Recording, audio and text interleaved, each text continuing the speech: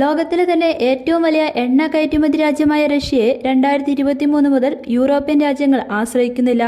കഴിഞ്ഞ മാസം ഉൽപാദനം കൂടുകയും ആവശ്യം കുറയുകയും ചെയ്ത സാഹചര്യത്തിൽ ആഗോള വിപണിയിൽ എണ്ണവില വൻതോതിൽ കുറഞ്ഞിരുന്നു.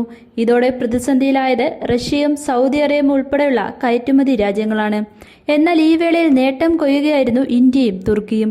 ഇരു രാജ്യങ്ങളും റഷ്യയുടെ എണ്ണ വാരിക്കൂട്ടി. കൂടാതെ സൗദി അറേബ്യയും റഷ്യയുടെ എണ്ണ വാങ്ങി. ലോകത്തെ പ്രധാന എണ്ണ രാജ്യങ്ങളിലൊന്നാണ് സൗദി അറേബ്യ.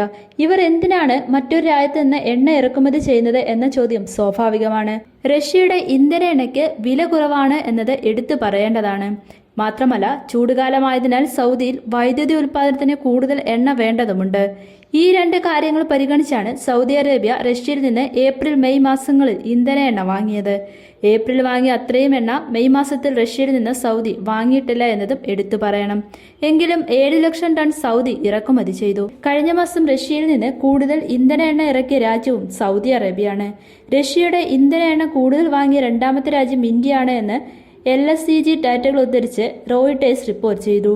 6 ടൺ എണ്ണയാണ് ഇന്ത്യ വാങ്ങിയത്. ഏപ്രിൽ മാസത്തേക്കാൾ ഇരട്ടിയാണിത്. കാരണം അന്തർദേശീയ വിപണിയിൽ എണ്ണയ്ക്ക് വില കുറഞ്ഞ സമയമായിരുന്നു. ഈ അവസരം ഇന്ത്യ ശരിക്കും മുതലെടുത്തു. അതേസമയം ഇറാൻ ഇസ്രായേൽ യുദ്ധം ആരംഭിച്ചതോടെ എണ്ണവില പിന്നീട് കൂടിയെന്നത് മറ്റൊരു കാര്യം.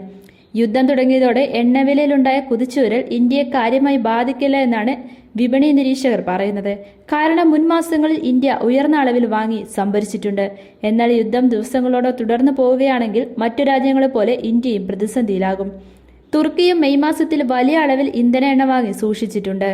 4.30 ലക്ഷം ടൺ എണ്ണയാണ് തുർക്കി റഷ്യയിൽ നിന്ന് വാങ്ങിയത്. വില കുറഞ്ഞ സാഹചര്യത്തിൽ ഏപ്രിൽ മെയ് മാസത്തിൽ റഷ്യയുടെ എണ്ണ വരുമാനം കുറഞ്ഞിരുന്നു. അതേസമയം ഇപ്പോൾ വില കൂടിയതോടെ റഷ്യയ്ക്ക് നേട്ടമാകും. റഷ്യയിൽ നിന്ന് സൗദി വാങ്ങുന്ന എണ്ണ പ്രധാനമായും വൈദ്യുതി ഉൽപ്പാദനത്തിനാണ് ഉപയോഗിക്കുന്നത്. ഇന്ത്യ ആകട്ടെ ശുദ്ധീകരിച്ച് യൂറോപ്പിലേക്കും മറ്റും കയറ്റുമതി ചെയ്യുകയുമാണ്.